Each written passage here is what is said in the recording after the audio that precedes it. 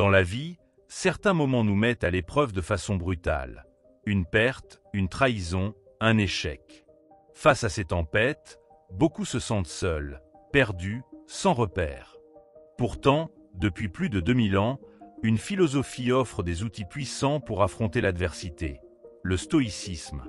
Ce n'est pas une théorie abstraite, mais une manière concrète de vivre avec force, sagesse et sérénité.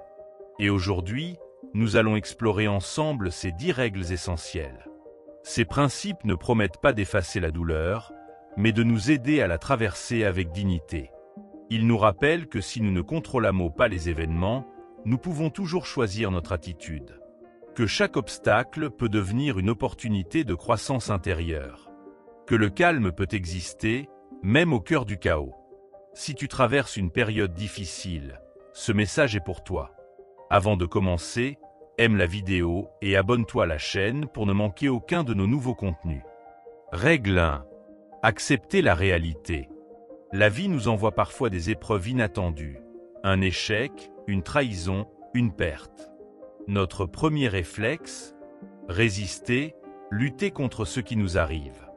On se rebelle, on rumine, on demande « pourquoi moi ?» Mais le stoïcisme nous rappelle une vérité simple. C'est cette résistance qui amplifie notre souffrance, bien plus que l'événement lui-même. Imagine un arbre dans la tempête. S'il reste rigide, il risque de casser. Mais s'il plie avec le vent, il survit. Notre esprit fonctionne de la même manière. Refuser la réalité, c'est comme nier l'existence de la tempête. Cela ne l'arrêtera pas, mais cela épuisera nos forces inutilement. L'acceptation, au contraire, nous redonne du pouvoir. Accepter ne signifie pas abandonner ou tout subir sans réagir.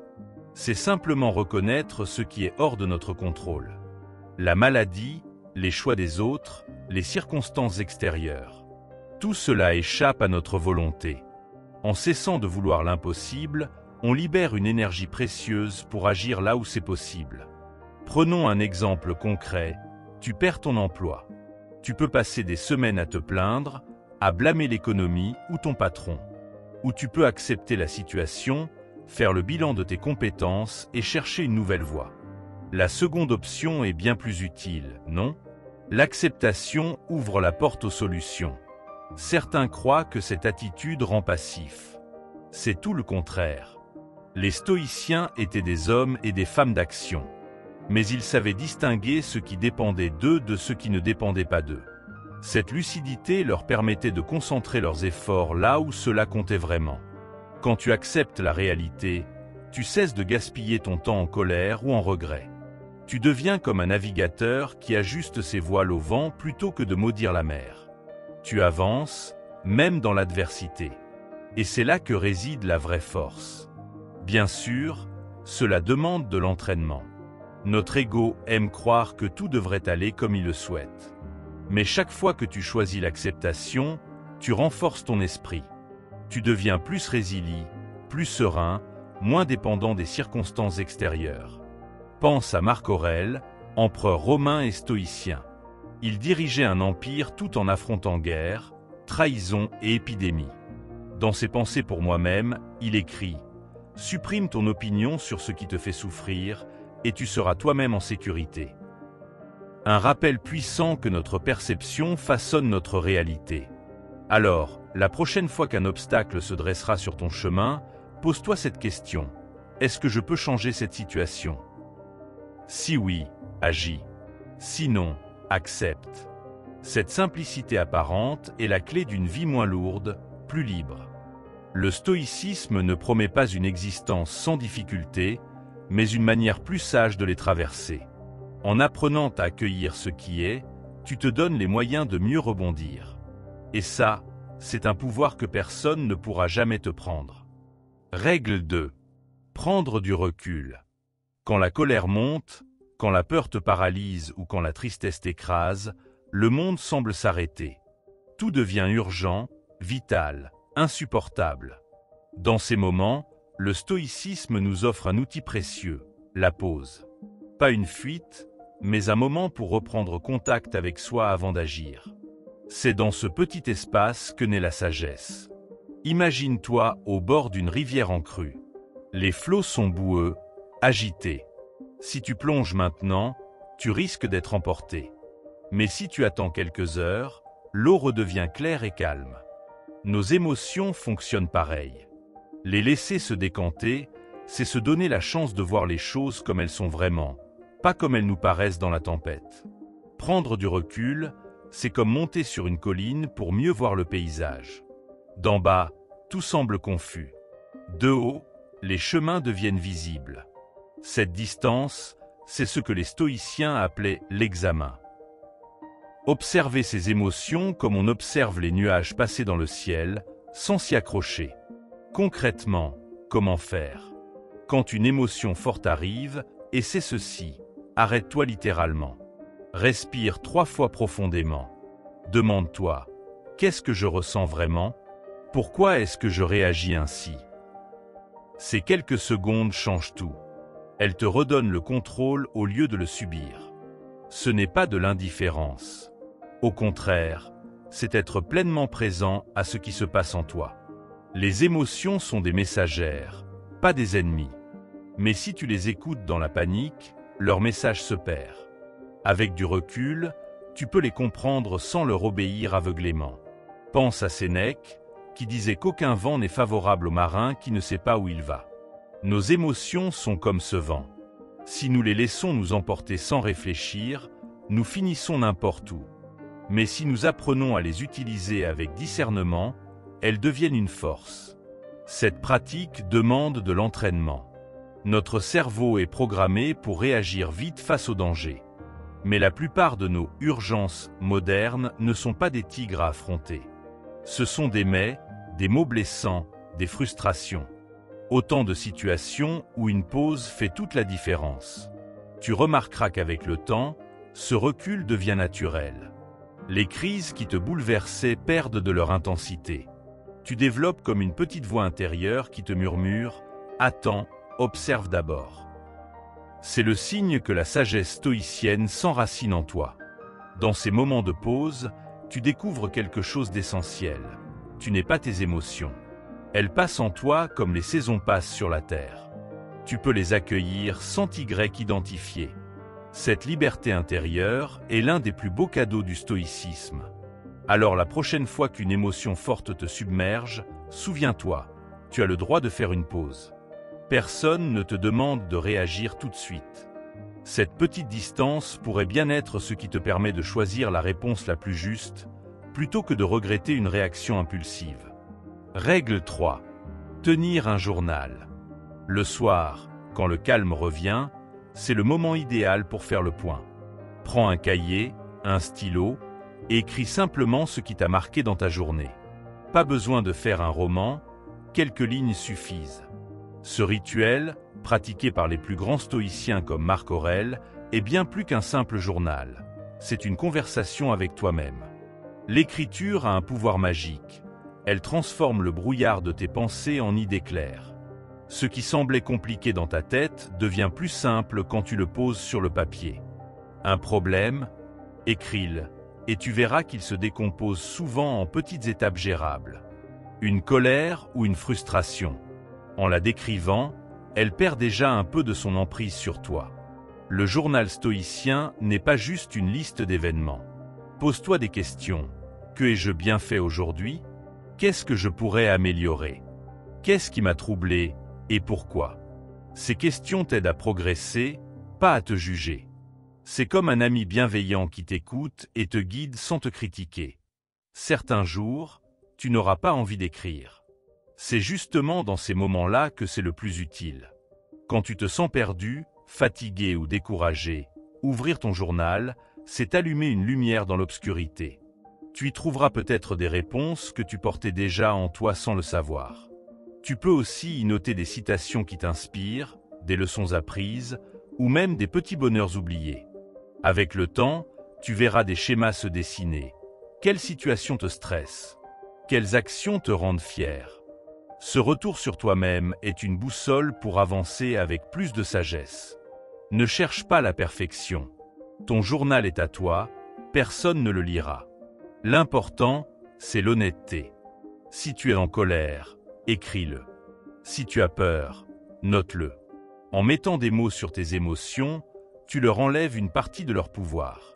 C'est une forme de libération. Au début, ça peut sembler bizarre ou inutile. Mais après quelques semaines, tu remarqueras les bienfaits. Les problèmes paraîtront moins écrasantes, tes choix plus clairs et tes progrès plus visibles.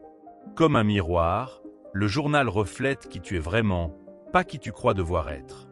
Les stoïciens appelaient cela l'examen de conscience. Pas au sens religieux, mais comme un bilan quotidien pour rester aligné avec ses valeurs. En écrivant régulièrement, tu renforces ton esprit comme un muscle qui se développe avec l'entraînement. Alors, ce soir, avant de dormir, prends 5 minutes. Ouvre un cahier et écris ce qui te passe par la tête. Sans pression, sans attente. Petit à petit, tu découvriras que ce simple geste t'aide à vivre plus consciemment, plus librement. Et qui sait, dans quelques mois, en relisant ces pages, tu réaliseras à quel point tu as grandi. Parce que le journal stoïcien, ce n'est pas juste noter sa vie, c'est se construire, un mot à la fois. Règle 4. Donner un sens à l'épreuve.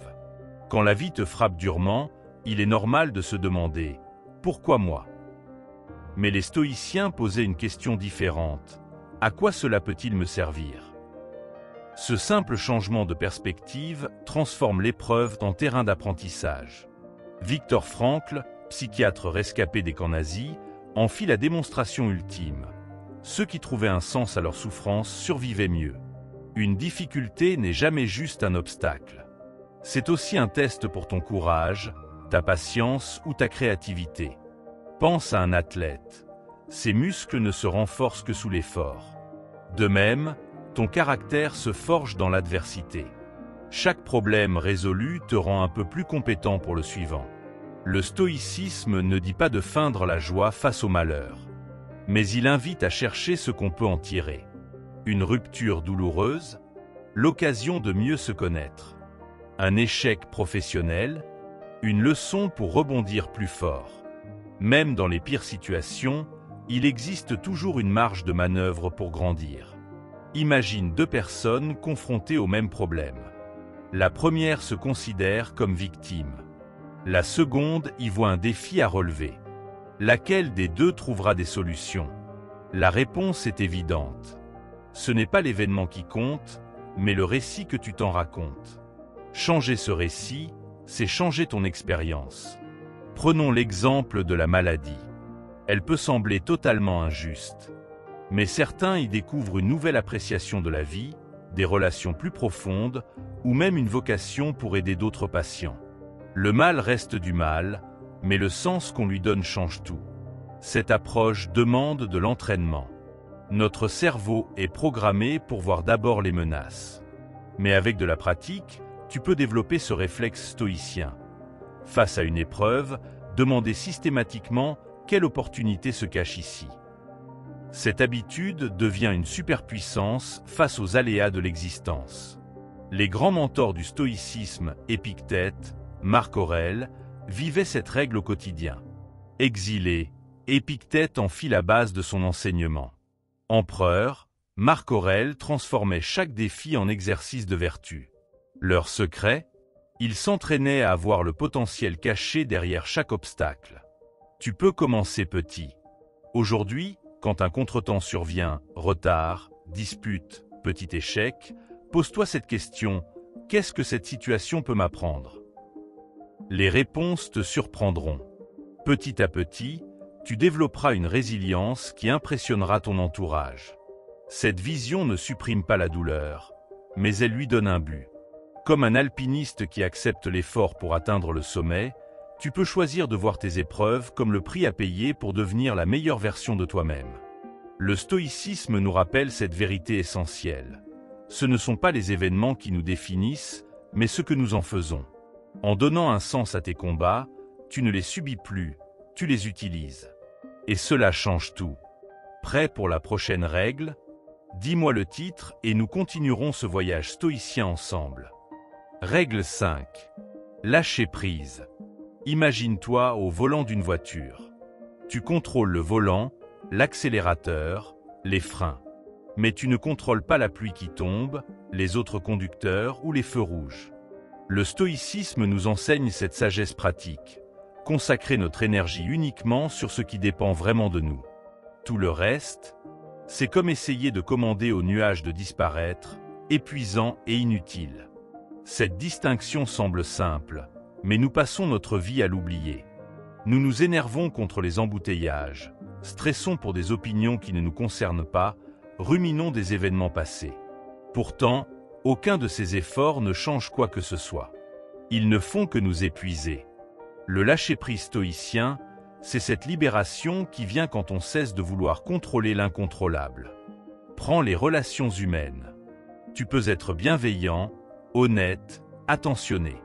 Mais tu ne peux pas forcer quelqu'un à t'aimer, à te respecter ou à te comprendre. En acceptant cette limite, tu te libères d'un poids énorme. Tu fais de ton mieux et tu laisses les autres être responsables de leurs réactions. Cela ne rend pas les déceptions moins douloureuses, mais cela supprime les attentes impossibles. Dans la pratique, comment faire? Quand une situation te stresse, pose-toi cette question magique. Est-ce que cela dépend de moi? Si oui, agis. Sinon, respire et laisse aller. Ce n'est pas de la passivité. C'est au contraire une stratégie intelligente pour concentrer tes forces là où elles peuvent vraiment faire une différence. Les stoïciens aimaient l'image du marin. Un bon navigateur ne maudit pas le vent, il l'utilise. Il ne peut pas le contrôler, mais il peut ajuster ses voiles. Dans ta vie, les circonstances sont comme ce vent. Tu ne les choisis pas, mais tu choisis toujours comment y répondre. Cette marge de liberté intérieure, personne ne peut te la prendre. Bien sûr, lâcher prise demande de l'entraînement. Notre ego croit qu'avec assez d'efforts, nous pourrions tout contrôler. Mais chaque fois que tu reconnais tes limites réelles, tu gagnes en paix intérieure. Tu deviens comme un arbre qui plie sous la tempête sans se briser, flexible mais fermement enraciné. Pense à Épictète, esclave devenu philosophe. Il disait « Ce qui trouble les hommes, ce ne sont pas les choses, mais les jugements qu'ils portent sur les choses. » En d'autres termes, nous souffrons moins des événements que de notre refus à les accepter. Le lâcher-prise est l'antidote à cette souffrance inutile. Commence petit aujourd'hui. Identifie une seule chose qui te tracasse mais qui ne dépend pas de toi. Les prévisions météo, le comportement d'un collègue, un résultat sportif. Rappelle-toi, tu n'as pas de pouvoir sur cela. Et observe comme cette prise de conscience allège ton esprit. Avec le temps, ce discernement devient naturel. Tu développes comme un radar intérieur qui te dit immédiatement « Ceci est hors de mon contrôle, je peux lâcher prise ». Cette compétence stoïcienne est l'une des plus précieuses pour naviguer dans un monde imprévisible. Le véritable lâcher-prise n'est pas de l'abandon, mais une forme supérieure de contrôle. Le contrôle de ton attention et de ton énergie. En maîtrisant cet art, tu découvres une sérénité qui ne dépend plus des circonstances extérieures. Et cela, c'est la vraie liberté. Règle 6. Objectif SMART et progression progressive. Nous avons tous de grands rêves.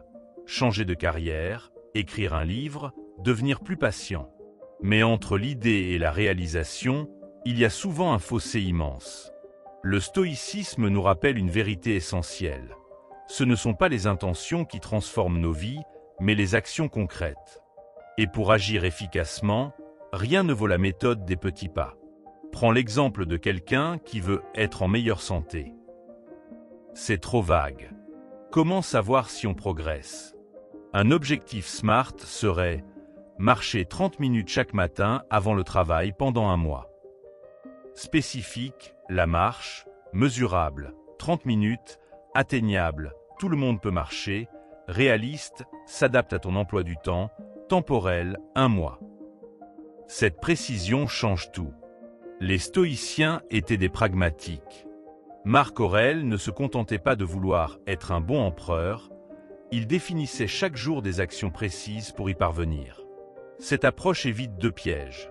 L'immobilisme, c'est trop gros, je ne sais pas par où commencer, et l'épuisement, je veux tout changer d'un coup. Imagine construire un mur. Si tu penses à l'ensemble, c'est décourageant. Mais si tu te concentres sur une brique à la fois, posée avec soin chaque jour, le mur se construit presque sans effort. Tes objectifs personnels fonctionnent de la même manière. Un petit pas quotidien vaut mieux qu'un grand bond occasionnel. La progression régulière a un autre avantage. Elle renforce la confiance en soi.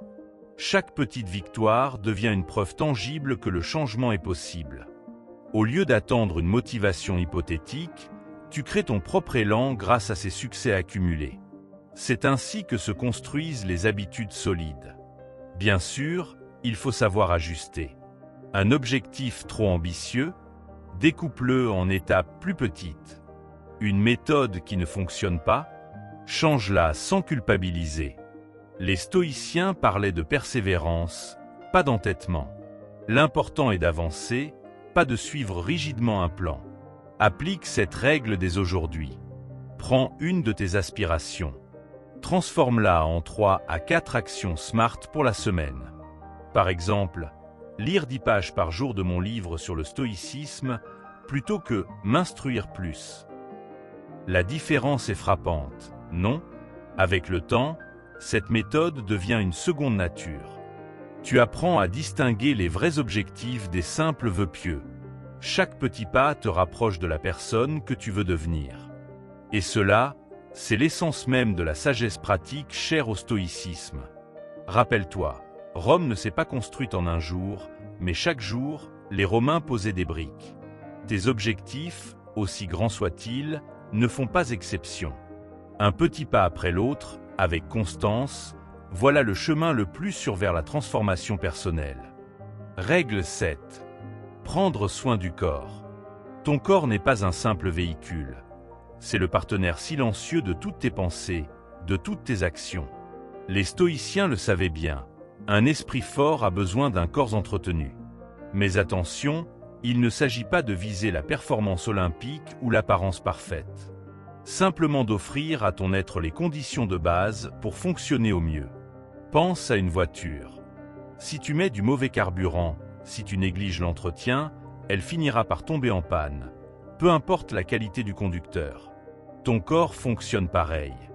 Une alimentation raisonnablement saine, un minimum de mouvement, un sommeil réparateur. Ce ne sont pas des luxes, mais le strict nécessaire pour aborder la vie avec clarté. Le stoïcisme nous enseigne à distinguer l'essentiel du superflu. Pour le corps, l'essentiel est simple. Bouger chaque jour ne serait-ce que 20 minutes, manger principalement des aliments nutritifs, respecter ses besoins de repos. Pas besoin de régimes extrêmes ou de programmes d'entraînement punitifs. La régularité modérée l'emporte toujours sur l'intensité occasionnelle. Écoute ton corps comme tu écouterais un ami sage. Quand il réclame du repos, accorde-lui une pause. Quand il manifeste de l'énergie, offre-lui de l'activité. Cette attention bienveillante évite 2 écueils. La négligence, peu importe ce que je mange, et l'obsession, je dois tout contrôler. La voie stoïcienne est celle du juste milieu. Imagine 2 personnes face au stress. La première, épuisée par des nuits blanches et une alimentation déséquilibrée, s'effondre au premier obstacle. La seconde, qui a pris soin de son corps de façon simple mais constante, dispose des réserves nécessaires pour faire face. Laquelle des deux incarne mieux la résilience stoïcienne? Concrètement, commence par de petits gestes. Un fruit plutôt qu'un biscuit. Les escaliers plutôt que l'ascenseur. Coucher 30 minutes plus tôt. Ces choix apparemment insignifiants, répétés jour après jour, créent une fondation solide pour affronter les défis de l'existence. Sénèque, malgré ses richesses, pratiquait régulièrement la sobriété alimentaire et l'endurance physique. Non par masochisme, mais pour se rappeler que le confort excessif affaiblit l'esprit. Son conseil: traitons notre corps sévèrement pour qu'il n'exerce pas de tyrannie sur l'âme. Bien sûr, il y aura des jours avec des excès, des paresses, des écarts. Le perfectionnisme n'a pas sa place ici. L'important est la tendance générale, pas l'erreur occasionnelle. Comme le disait Marc Aurèle, ce qui gêne l'action devient l'action elle-même. Un corps fatigué devient une raison de marcher doucement, pas de ne rien faire. Prends un engagement simple aujourd'hui. Pas une révolution, juste un petit pas vers plus d'attention à ton corps. Éteins les écrans 30 minutes plus tôt. Fais une promenade à midi. Boire un verre d'eau en te levant. Ces graines de soin, plantées chaque jour, finiront par porter leurs fruits en force et en sérénité. Le stoïcisme nous rappelle cette évidence trop souvent oubliée. Corps et esprit sont liés. En honorant cette connexion par des soins simples mais constants, tu te donnes les moyens d'une vie plus équilibrée, plus résistante, plus pleinement vécue. Le corps est notre premier outil pour interagir avec le monde, et pourtant, nous le négligeons souvent, comme si l'esprit pouvait fonctionner indépendamment de lui.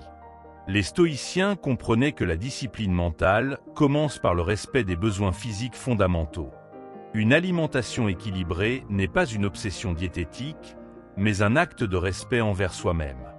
L'exercice physique, même modéré, entretient la vigueur nécessaire pour affronter les défis quotidiens. Le repos, quant à lui, n'est pas de la paresse, mais une nécessité biologique que notre société surstimulée a tendance à ignorer. Prendre soin de son corps, c'est reconnaître que nous ne sommes pas des esprits purs, mais des êtres incarnés. Cette humilité face à notre nature humaine est au cœur de la philosophie stoïcienne. L'erreur serait de croire que le perfectionnisme corporel est une vertu. Se punir avec des régimes draconiens ou des entraînements épuisants ne sert ni le corps ni l'esprit.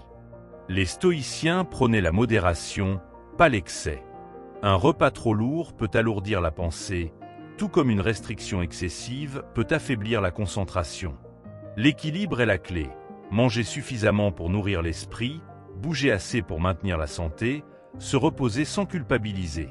Cette approche pragmatique évite les pièges du narcissisme ou de la négligence. Le but n'est pas d'impressionner les autres, mais de se sentir fort et lucide dans son quotidien. L'écoute du corps est une compétence que nous avons souvent désapprise. Nous ignorons les signaux de fatigue jusqu'à l'épuisement, nous repoussons la faim par convenance sociale.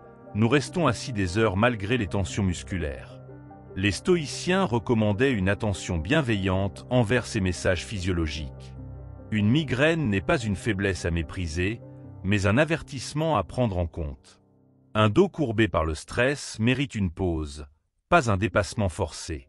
En réapprenant à écouter ces signaux, nous cultivons une relation plus harmonieuse avec nous-mêmes. Cette écoute active est une forme de sagesse pratique. L'activité physique ne doit pas être une corvée ni une quête de performance. Une simple marche quotidienne, quelques étirements ou une séance de respiration profonde suffisent à maintenir le corps en éveil. Les stoïciens comme Épictète, malgré son handicap, valorisaient le mouvement comme moyen de renforcer la résilience. L'important n'est pas l'intensité, mais la régularité. Un corps entretenu avec douceur devient un allié plutôt qu'un fardeau. Il supporte mieux le stress, récupère plus vite des épreuves et conserve sa vitalité plus longtemps. Cette constance modeste est bien plus utile que les efforts sporadiques et extrêmes. Le sommeil est un pilier trop souvent sacrifié sur l'autel de la productivité. Pourtant, un esprit privé de repos perd en clarté, en patience et en maîtrise de soi. Les stoïciens recommandaient un sommeil suffisant pour aborder la journée avec lucidité. Se coucher à heure fixe, limiter les écrans le soir, créer un environnement apaisant, ces petits gestes améliorent considérablement la qualité de vie. Un corps reposé affronte mieux les adversités, tandis qu'un esprit fatigué amplifie les problèmes. Respecter son sommeil, c'est se donner les moyens de vivre pleinement chaque journée. L'alimentation joue un rôle crucial dans l'équilibre émotionnel. Une nourriture trop transformée, trop sucrée ou trop grasse peut altérer l'humeur et la concentration. Les stoïciens privilégiaient une alimentation simple, évitant les excès qui alourdissent l'esprit. Cela ne signifie pas renoncer au plaisir, mais choisir des aliments qui nourrissent vraiment. Un repas équilibré apporte l'énergie nécessaire sans provoquer de somnolence ou d'agitation. Cette attention portée à ce que l'on mange est une forme de respect envers son propre corps. Le stress chronique, fléau moderne, use le corps autant que l'esprit. Les stoïciens recommandaient des pratiques pour évacuer les tensions accumulées, respiration profonde, méditation ou simplement une pause consciente. Ces moments de détente ne sont pas du temps perdu, mais des investissements dans sa propre santé. Un corps tendu finit par manifester son malaise, douleur, fatigue, affaiblissement immunitaire. En prenant soin de relâcher ces tensions régulièrement, nous préservons notre capacité à faire face aux défis. L'hydratation est un besoin fondamental que nous sous-estimons souvent. Un corps déshydraté fonctionne moins bien, tant physiquement que mentalement. Les stoïciens, attachés à la simplicité, buvaient de l'eau plutôt que des breuvages sophistiqués. Boire suffisamment améliore la digestion, la concentration et même l'humeur. Ce geste simple, trop souvent oublié dans nos vies pressées, est pourtant l'un des plus efficaces pour maintenir son bien-être. Les excès, qu'ils soient alimentaires, sportifs ou même de repos, trahissent un déséquilibre. Les stoïciens cherchaient la mesure en toutes choses. Trop d'exercice épuise, trop de nourriture alourdie, trop de passivité affaiblie. Trouver le juste milieu demande une écoute attentive de ses propres limites. Ce n'est pas une science exacte, mais un apprentissage continu. Plus nous nous connaissons, mieux nous pouvons ajuster nos habitudes pour rester en forme sans tomber dans l'obsession. Enfin, prendre soin de son corps est un acte philosophique. Cela signifie reconnaître que nous ne sommes pas que des pensées, mais aussi des êtres de chair et de sang. Un esprit stoïcien fort a besoin d'un corps sain pour s'exprimer pleinement. En honorant cette dimension physique, nous devenons plus résistants face aux épreuves, plus présents dans nos actions, plus équilibrés dans notre existence. C'est dans cette harmonie entre corps et esprit que se trouve la véritable force stoïcienne. Règle 8. Introspection bienveillante. La nuit tombe, le calme s'installe. C'est le moment idéal pour faire une pause et revenir sur ta journée. Pas pour te juger sévèrement, mais pour observer avec bienveillance ce qui s'est passé. Les stoïciens pratiquaient cet exercice d'introspection quotidienne, comme un jardinier qui inspecte ses plantes avec attention, sans colère contre les mauvaises herbes, mais avec le souci de faire mieux demain. Imagine que tu es ton propre meilleur ami. Comment lui parlerais-tu de sa journée ? Probablement avec encouragement pour ses efforts, compréhension pour ses erreurs et curiosité pour ce qu'il a appris. C'est exactement cette attitude que tu dois adopter envers toi-même. Cette bienveillance n'est pas de l'indulgence molle, mais une sagesse pratique. On progresse mieux quand on n'est pas paralysé par l'autocritique. Pose-toi 3 questions simples. Que ai-je bien fait aujourd'hui ? Qu'est-ce qui aurait pu être mieux ? Quelles leçons puis-je en tirer ? La première question cultive la gratitude envers toi-même. La seconde identifie les zones de progression sans dramatiser. La troisième transforme chaque expérience en opportunité d'apprentissage. Ce processus, pratiqué régulièrement, construit une amélioration continue. Prends l'exemple d'une dispute. Au lieu de ruminer « j'ai encore tout gâché », demande-toi « pourquoi ai-je réagi ainsi ? Quel besoin n'était pas satisfait ? Comment pourrais-je exprimer cela différemment demain ?» Cette approche constructive change tout. L'erreur devient alors un tremplin plutôt qu'une pierre autour du cou. Les stoïciens appelaient cela « transformer les obstacles en opportunités ». Certains jours, tu auras l'impression de n'avoir rien accompli. C'est là que l'introspection bienveillante est la plus utile. En y regardant de plus près, tu découvriras toujours des petites victoires. Une patience maintenue, une tentation surmontée, un effort même infructueux. Ces micro-réussites, accumulées, forment le chemin du progrès. Le stoïcisme nous enseigne à valoriser le processus plus que le résultat. Ton journal peut être un allié précieux pour cette pratique. Pas besoin d'écrire des pages, quelques notes suffisent. L'important est la régularité, pas la quantité. Avec le temps, tu verras émerger des schémas. Quelles situations te mettent à l'épreuve ? Quelle stratégie fonctionne pour toi ? Cette connaissance de soi est inestimable. Quand tu identifies une erreur, termine toujours par une solution. Par exemple, j'ai perdu patience avec mes enfants. Demain, je prendrai 3 respirations avant de répondre. Ce petit engagement concret transforme la réflexion en action. C'est toute la différence entre l'introspection stérile et l'introspection constructive, chère au stoïcisme. Les grands hommes et femmes qui ont marqué l'histoire pratiquaient souvent cette introspection. Marc Aurèle écrivait ses pensées pour lui-même, sans complaisance mais sans flagellation non plus. Cette honnêteté équilibrée est la marque d'une véritable maturité stoïcienne. Commence ce soir. Prends 5 minutes avant de dormir. Passe en revue ta journée comme on feuillette un livre, avec curiosité et calme. Demande-toi non pas suis-je parfait, mais suis-je en progression? Cette simple habitude, pratiquée quotidiennement, peut transformer ta relation avec toi-même et avec le monde. Rappelle-toi, l'introspection bienveillante n'est pas un exercice égoïste. En devenant meilleur pour toi-même, tu deviens aussi meilleur pour les autres. Un esprit en paix avec lui-même rayonne naturellement autour de lui. Et cela aussi, c'est une forme de sagesse stoïcienne. L'introspection bienveillante ressemble à un dialogue intérieur où tu serais à la fois l'élève et le professeur attentif. Chaque soir, en revisitant tes actions et réactions de la journée, tu développes une conscience plus aiguë de tes schémas mentaux. Les stoïciens voyaient cette pratique comme un moyen de se connaître véritablement, au-delà des illusions que nous entretenons sur nous-mêmes. Lorsque tu observes tes comportements sans jugement hâtif, tu découvres des motivations cachées et des automatismes qui t'échappaient. Cette lucidité progressive est la première étape vers toute transformation personnelle. Elle permet de distinguer ce qui relève de ton contrôle de ce qui ne dépend pas de toi.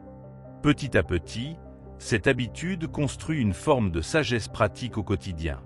Certains soirs, tu constateras des répétitions dans tes erreurs. C'est précisément là que réside l'utilité de l'exercice. En identifiant ces patterns récurrents, tu peux travailler spécifiquement sur eux. Peut-être remarques-tu que ta patience diminue lorsque tu es fatigué, ou que certaines situations déclenchent systématiquement chez toi des réactions disproportionnées. Ces prises de conscience, bien que parfois inconfortables, sont précieuses. Elles te montrent où concentrer tes efforts d'amélioration. Le stoïcisme ne promet pas la perfection, mais une progression constante grâce à cette attention portée à soi-même. L'art de l'introspection bienveillante consiste aussi à reconnaître tes progrès, même minimes. Trop souvent, nous oublions de célébrer nos petites victoires quotidiennes.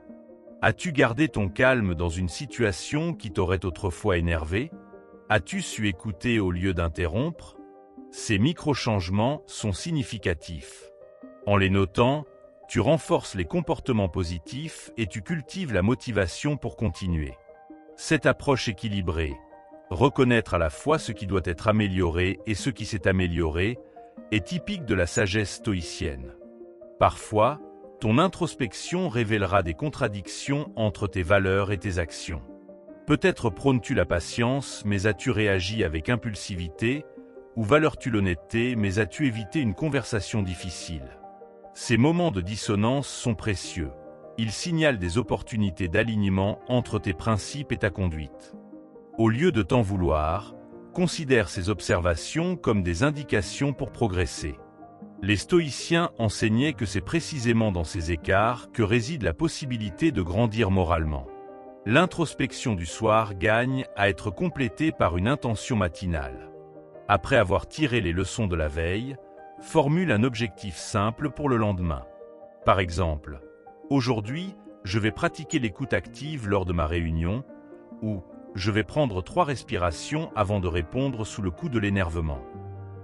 Ce va-et-vient entre réflexion du soir et action du matin crée un cycle vertueux d'amélioration continue.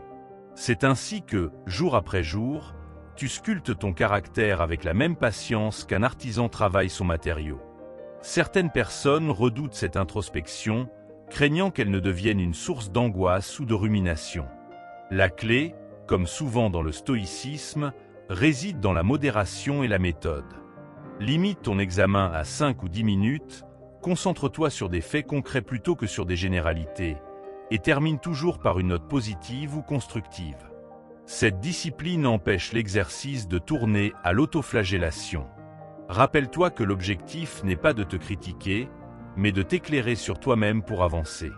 Lorsque tu pratiques cette introspection régulièrement, tu développes une qualité précieuse, la capacité à t'observer en temps réel pendant la journée. Tu commences à remarquer sur le moment quand tu t'écartes de tes principes, ce qui te permet parfois de rectifier immédiatement. Cette conscience accrue est le signe que la pratique porte ses fruits. Les stoïciens parlaient de prosoché, cette attention vigilante à soi-même qui permet de vivre en accord avec sa nature rationnelle. C'est une forme de liberté intérieure que rien ni personne ne peut enlever.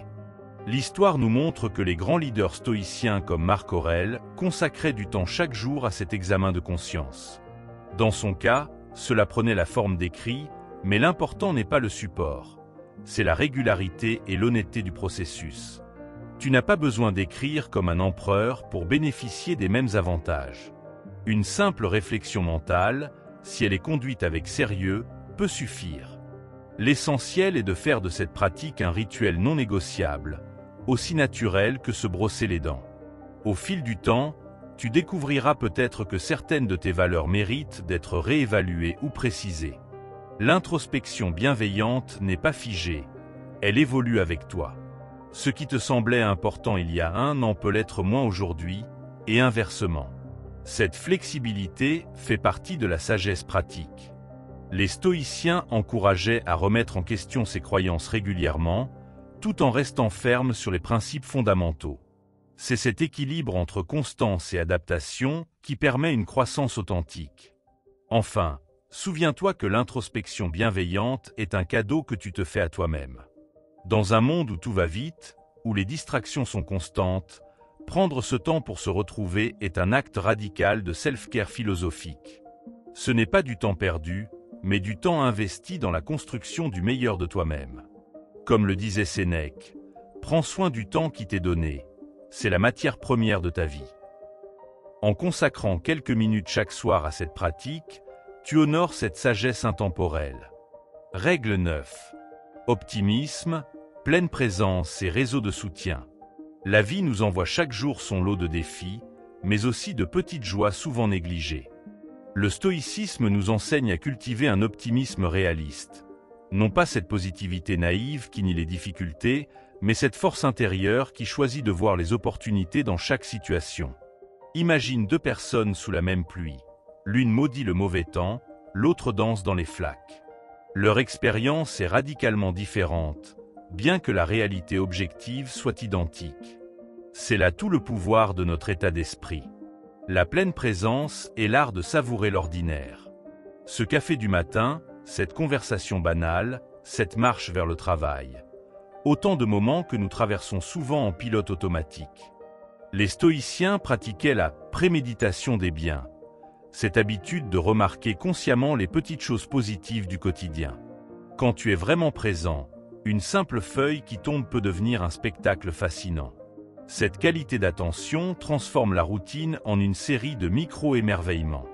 Ton entourage influence profondément ta vision du monde. Les stoïciens le savaient bien, ils choisissaient soigneusement leurs compagnons. Cela ne signifie pas fuir ceux qui traversent des épreuves, mais plutôt cultiver des relations qui élèvent plutôt qu'elles ne drainent. Des amis authentiques, des mentors inspirants, des collègues constructifs, ce réseau devient comme un jardin où ton meilleur soi peut s'épanouir. Une parole encourageante au bon moment peut faire toute la différence dans une journée difficile. Pratiquer la gratitude est une manière concrète d'entretenir cet optimisme stoïcien. Avant de dormir, au lieu de ressasser ce qui a mal tourné, essaie de nommer mentalement 3 choses qui se sont bien passées. Ce peut être aussi simple qu'un rayon de soleil, un sourire échangé ou une tâche accomplie. Ce rituel apparentement anodin reprogramme progressivement ton esprit pour qu'il remarque naturellement le positif. Comme le disait Marc Aurèle, lorsque tu te lèves le matin, pense à quel privilège précieux c'est que d'être en vie. La présence attentive dans les interactions est un cadeau rare aujourd'hui. Combien de conversations avons-nous où nous sommes physiquement là mais mentalement ailleurs? Quand tu parles à quelqu'un, essaie de vraiment l'écouter, pas juste d'attendre ton tour de parler. Ce simple changement transforme la qualité de tes relations. Les stoïciens valorisaient ces échanges profonds où l'on se sent véritablement entendu et compris. Dans un monde hyperconnecté, une attention véritable est devenue une denrée précieuse. Face aux difficultés, ton réseau de soutien devient ton filet de sécurité. Mais là encore, Le stoïcisme nous invite à la sagesse, savoir demander de l'aide quand nécessaire, tout en conservant sa propre force intérieure. C'est l'équilibre entre reconnaître qu'on a besoin des autres et ne pas en devenir dépendant. Les relations les plus solides sont celles où l'on peut à la fois se soutenir et se responsabiliser mutuellement. L'optimisme stoïcien est particulièrement précieux dans les moments sombres. Il ne s'agit pas de prétendre que tout va bien quand ce n'est pas le cas, mais de garder la conviction qu'on a les ressources pour traverser l'épreuve. Comme une lampe dans la nuit, cet état d'esprit n'élimine pas les obstacles, mais il t'empêche de trébucher dans l'obscurité. C'est une lumière intérieure que personne ne peut éteindre. Pour cultiver cette présence au quotidien, essaie ce simple exercice. Choisis une activité banale, comme te brosser les dents ou attendre le bus, et fais-la en pleine conscience, comme si tu la découvrais pour la première fois. Observe les sensations, les détails, tes pensées qui passent. Ce mini-entraînement stoïcien t'ancrera dans l'instant présent et t'aidera à rompre avec le mode pilote automatique qui domine souvent nos vies. Enfin, souviens-toi que ces trois piliers, optimisme, présence et relations solides, se renforcent mutuellement. Plus tu es présent, plus tu remarques les raisons d'être optimiste. Plus ton optimisme est fort, plus tu attires des relations positives. Et plus ton réseau est solide, plus il t'aide à rester présent et optimiste face aux défis. Ce cercle vertueux, une fois enclenché, devient une source inépuisable de résilience et de sérénité au quotidien. L'optimisme stoïcien n'est pas un optimisme béat, mais une disposition intérieure à voir dans chaque difficulté une opportunité de progresser. Quand tu te retrouves face à un obstacle, au lieu de te demander « Pourquoi moi ?», entraîne-toi à chercher « Qu'est-ce que cela peut m'apprendre ?» Ce simple changement de perspective transforme les épreuves en professeurs et les défaites en terrain d'entraînement. Les stoïciens appelaient cela l'art de « retourner les obstacles », comme on retourne un vêtement pour en voir toutes les coutures. Cette attitude ne supprime pas la douleur, mais elle lui donne un sens, et c'est dans ce sens que réside ta force. Chaque fois que tu pratiques ce retournement mental, tu muscles ta résilience comme un athlète muscle son corps. La pleine présence est un antidote puissant contre l'anxiété qui nous ronge souvent. Quand tu remarques que ton esprit s'égare dans des projections catastrophiques sur l'avenir ou des ruminations sur le passé, ramène-le doucement à ce que tu es en train de vivre à l'instant. Le goût du café dans ta bouche, la sensation de l'air sur ta peau, les sons autour de toi. Ces ancrages sensoriels sont des portes vers le moment présent. Les stoïciens pratiquaient cette attention comme une discipline, sachant qu'un esprit dispersé est un esprit vulnérable. En t'entraînant quotidiennement à cette présence, tu développes une capacité à habiter pleinement ta vie plutôt qu'à la subir. Ton réseau relationnel est comme un miroir qui te renvoie une image de toi-même. Si tu t'entoures de personnes constamment négatives, critiques ou découragées, cette attitude finira par te contaminer. À l'inverse, des relations avec des gens qui cherchent à progresser, qui gardent espoir malgré les difficultés et qui savent rire de la vie deviennent un terreau fertile pour ton propre épanouissement. Le stoïcisme ne prône pas pour autant l'évitement de ceux qui souffrent, mais recommande de doser intelligemment ses influences. Comme le disait Sénèque, associe-toi à ceux qui te rendront meilleur, accueille ce que toi tu peux améliorer. L'optimisme se cultive aussi par le langage que tu emploies au quotidien. Remplace « je dois » par « je choisis de ». C'est une catastrophe par « c'est un défi ». Je n'y arriverai jamais par « je vais essayer autrement ». Ces reformulations apparemment anodines reprogrammant progressivement ton cerveau vers des schémas plus constructifs. Les stoïciens étaient attentifs à leurs discours intérieurs, sachant que nos mots façonnent notre réalité. Quand tu attrapes ton mental en train de broyer du noir, offre-lui délicatement une perspective plus nuancée, non pas en niant les difficultés, mais en élargissant le champ des possibles. La présence dans les petites choses est une porte vers la gratitude. Ce repas partagé, ce rayon de soleil sur ton visage, cette musique qui te touche, autant de petits miracles quotidiens auxquels nous devenons aveugles par habitude.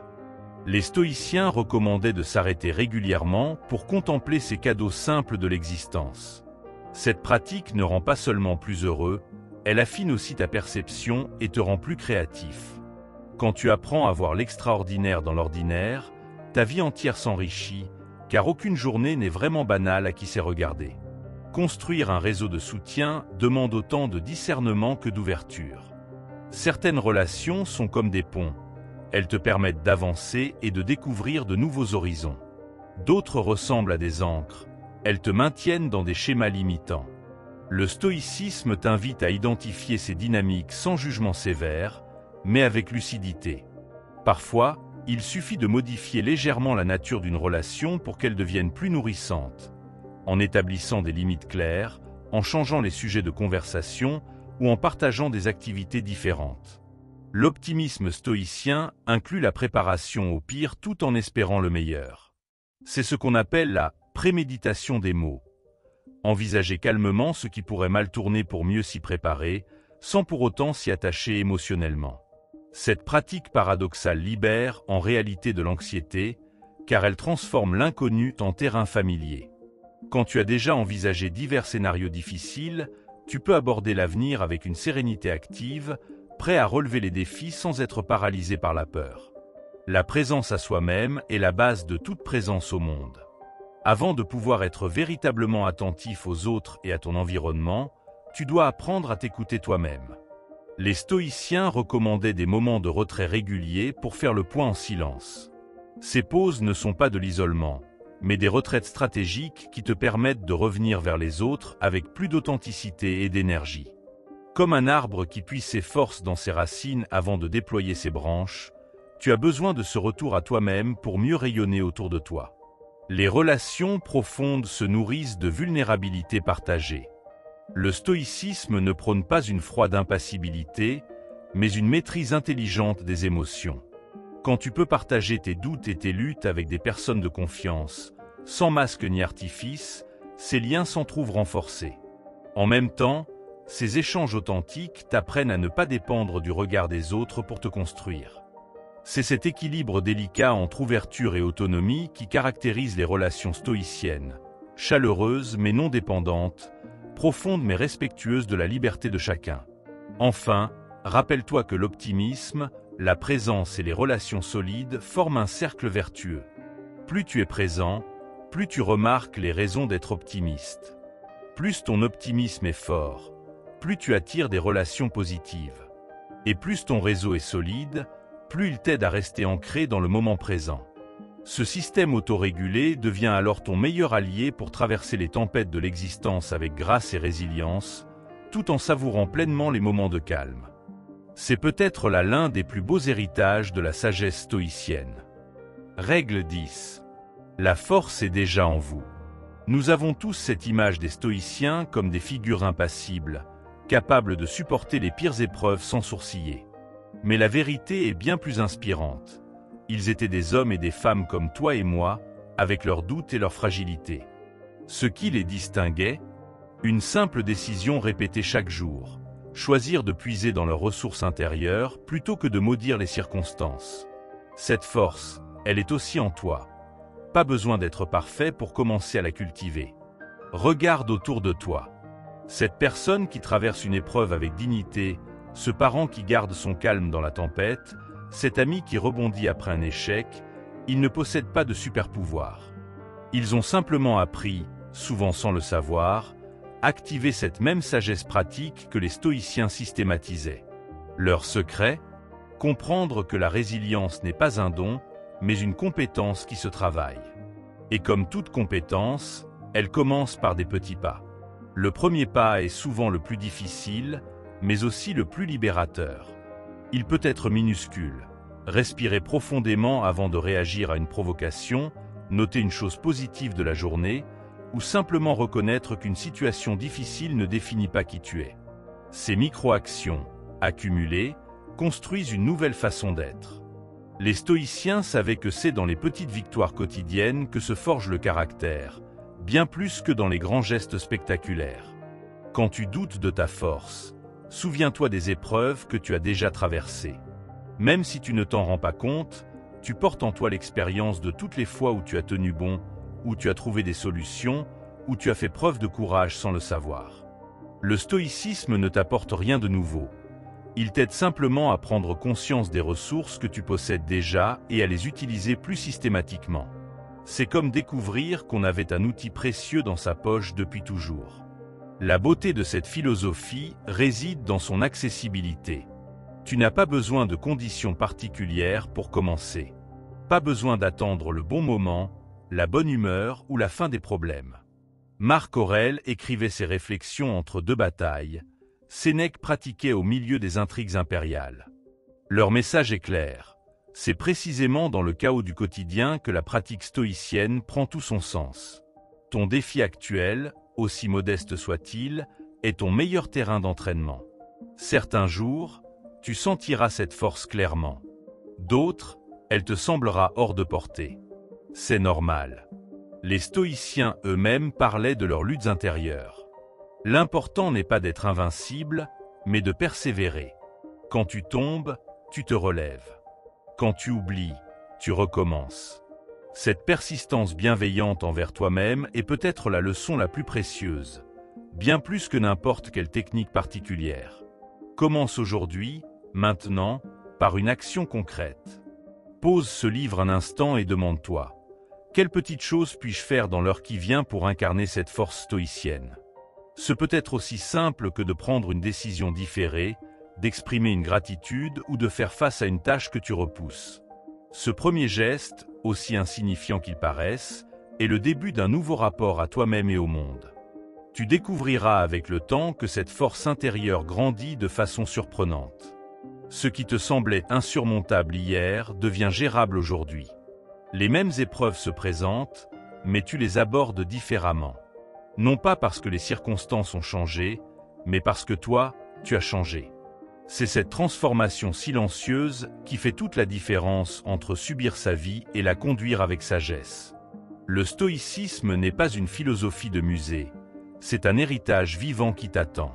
Ces idées ont traversé les siècles parce qu'elles parlent à notre humanité commune. Aujourd'hui, à ton tour, tu peux t'en emparer. Pas pour devenir un sage immuable, mais pour être simplement un peu plus résilient, un peu plus lucide, un peu plus libre face aux tempêtes de l'existence. Et cela fait toute la différence. Alors respire profondément et rappelle-toi, tu es plus fort que tu ne le crois. Pas parce que je te le dis, mais parce que l'histoire de chaque être humain qui a su puiser dans ses ressources intérieures le démontre. Ton voyage stoïcien commence par un seul pas. Lequel vas-tu choisir aujourd'hui? La force stoïcienne ne réside pas dans l'absence de peur ou de doute, mais dans la capacité à avancer malgré eux. Quand tu regardes les grands modèles du stoïcisme, Marc Aurèle face aux guerres, Épictète confronté à l'esclavage, Sénèque naviguant les intrigues impériales, tu vois des êtres profondément humains, avec leur vulnérabilité. Leur grandeur vient précisément de ce qu'ils n'étaient pas des surhommes, mais des personnes ordinaires qui ont choisi, encore et encore, de cultiver leur jardin intérieur. Cette même possibilité est à ta portée en ce moment même, quelle que soit ta situation actuelle. Tu n'as pas besoin d'attendre des conditions parfaites pour commencer à puiser dans cette force qui est déjà en toi. Chaque fois que tu choisis de répondre plutôt que de réagir, chaque fois que tu prends du recul avant de t'emporter, tu pratiques ce même courage ordinaire qui caractérisait les stoïciens. Le chemin du stoïcisme commence toujours par un constat simple. Reconnaître que tu as déjà traversé des difficultés dans le passé. Fais cet exercice maintenant. Pense à une épreuve que tu as surmontée il y a quelques années, qui te semblait insurmontable à l'époque. Voilà la preuve concrète que tu possèdes en toi des ressources de résilience.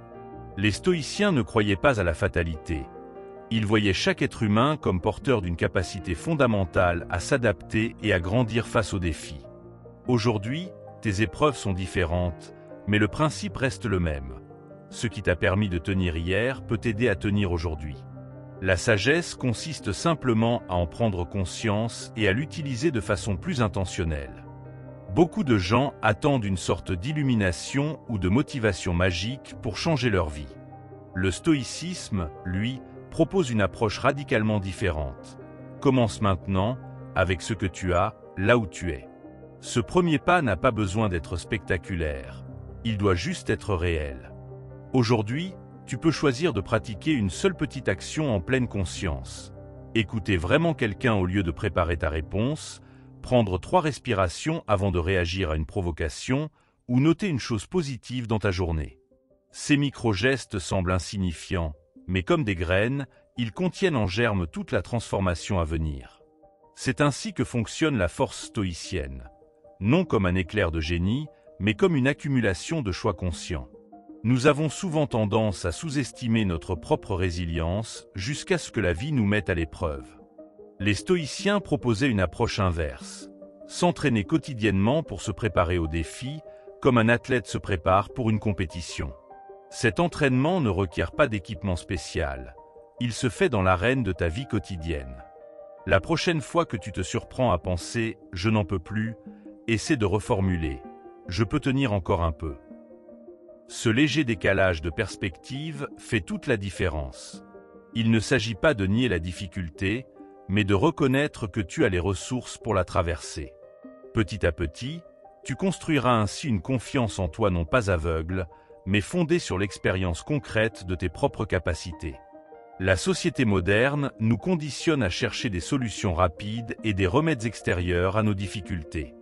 Le stoïcisme, lui, nous ramène à une vérité essentielle. Les réponses les plus puissantes sont déjà en nous.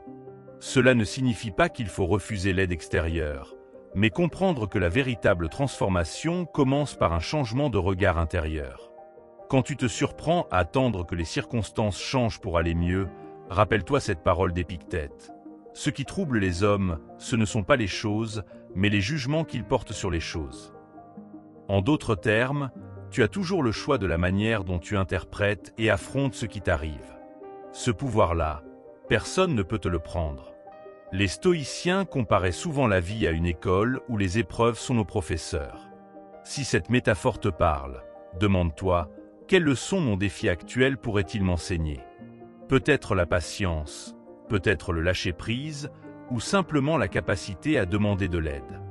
En adoptant cette perspective, tu transformes ta relation à la difficulté.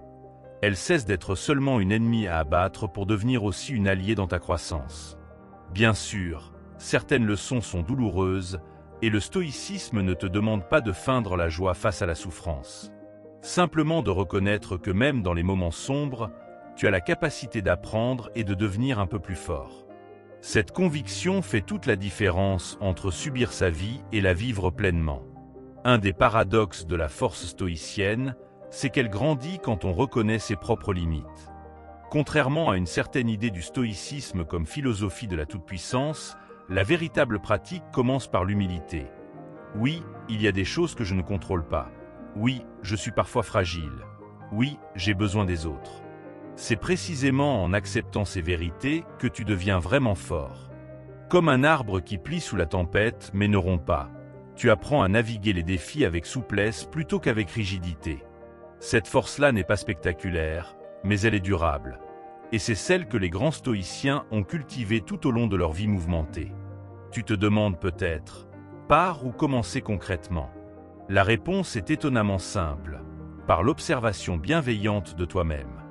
Avant de vouloir changer quoi que ce soit, apprends à te connaître vraiment. Comment réagis-tu face au stress? Quelles situations te font perdre tes moyens? Qu'est-ce qui, au contraire, te ressource?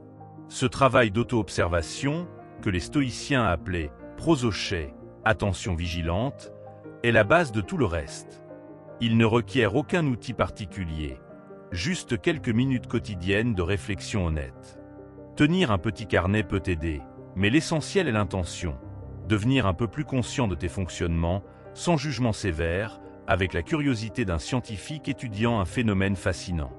La force dont parlent les stoïciens n'est pas une forteresse imprenable, mais plutôt une souplesse résistante. Pense au bambou, il plie sous la tempête mais ne rompt pas, puis se redresse quand les vents s'apaisent. Cette image résume bien l'attitude stoïcienne face aux épreuves. Ta force ne se mesure pas à ta capacité à éviter les difficultés ou à rester impassible, mais à ton art de traverser les tempêtes sans te perdre toi-même. Chaque fois que tu fais face à une adversité avec calme et lucidité, chaque fois que tu choisis la réponse plutôt que la réaction, tu renforces cette qualité en toi. Et comme le bambou, tu découvriras avec le temps que plus tu es flexible, plus tu deviens difficile à briser. Enfin, souviens-toi que cette force intérieure n'est pas un état permanent, mais une pratique quotidienne. Il y aura des jours où tu te sentiras invincible, et d'autres où tu douteras de tout. Les stoïciens eux-mêmes connaissaient ces fluctuations, les écrits de Marc Aurèle en témoignent. L'important n'est pas d'être toujours à son meilleur niveau, mais de persévérer dans l'effort. Comme un muscle, ta résilience se développe par l'entraînement régulier, avec ses phases de progression et ses plateaux. Le simple fait de lire ces lignes et de t'intéresser au stoïcisme montre que tu es déjà sur le chemin. La suite ne tient qu'à toi, un petit pas après l'autre, un jour à la fois, vers la découverte de cette force qui était en toi depuis le début, mais que tu apprends seulement maintenant à reconnaître et à utiliser pleinement.